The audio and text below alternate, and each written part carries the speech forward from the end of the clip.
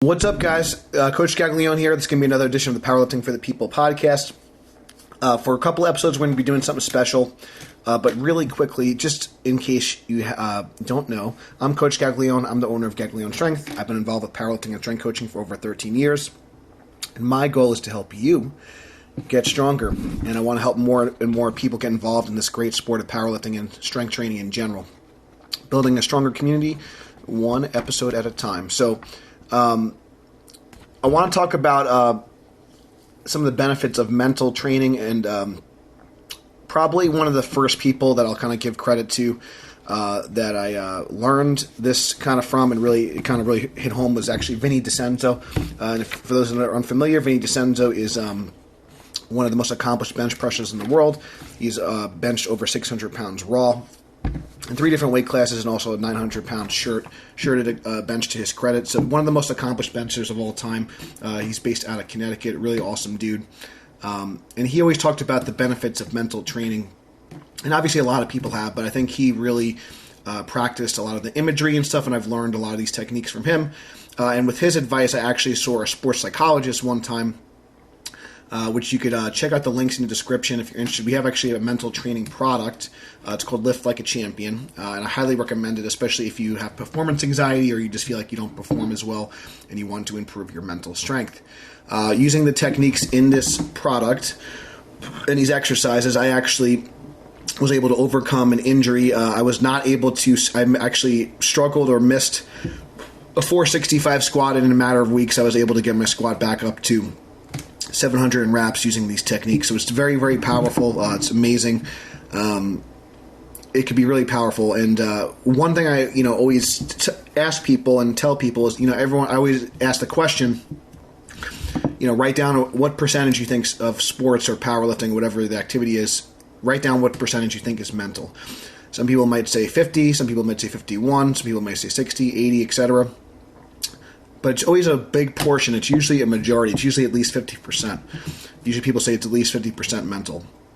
And then you ask the question how much time you're spending on it, and usually the answer is a big goose egg. So this is something I want to fix. I feel like there's a need. Although I don't think I'm maybe the best person to do this, I don't see anyone else kind of helping improve powerlifters' mental game. So this is going to be something I'm going to be working on.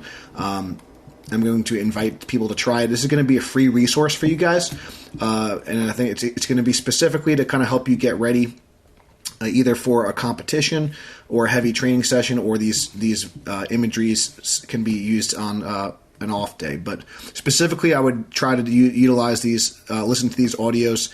There's basically going to be a guided visualization and imagery, guided meditation, guided visualization, whatever you want to call it. And for those that are unfamiliar, you may say, why would you even want to do this? There's a lot of benefits to visualization to kind of build your mental strength. There's a lot of if you look at research, you look at anecdote, a lot of high-level athletes will kind of start to visualize, and they're able to do it themselves. So by starting off with just a guided meditation or guided visualization, this will be a great starting point for you to kind of work on your mental training. It's not going to take in place of a sports psychologist. It's not going to take place of actually learning how to do the imagery yourself, but this is a great start. There's one study that, again, I don't know the exact, I can't reference it exactly, but I'm sure many have heard of it, where people kind of, did bicep curls, and then another group actually watched a video of bicep curls, and then both groups actually got stronger. So the imagery group got stronger without actually doing any physical work. So there's a lot of benefits to practicing the skill in your mind as well. It's almost like doing it. So if you're injured, if you just want to get more reps in without actually physically taxing yourself, this mental imagery training is huge. So this is big. So I'm going to put some more information about this. I just wanted to give a quick intro first. Really, really important when you guys do the mental imagery that you get into a quiet room. Your phone is off. You have no distractions. You can do this with your eyes closed. Find a comfortable spot. So I want to just give a quick intro again, and then without further ado, we're going to do these for the squat, the bench press, and the deadlift. I'm going to come a little bit more from a stance of a raw with wraps lifter.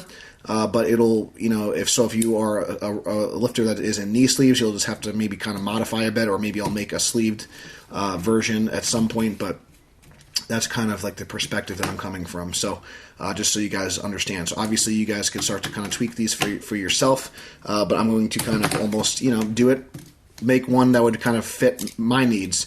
So I'll probably do like a raw with wraps sumo deadlifter, but obviously there'll just be a little bit of, slight tweaks if you're a conventional like deadlifter or like a sleeved squatter. So just want to kind of throw that out there.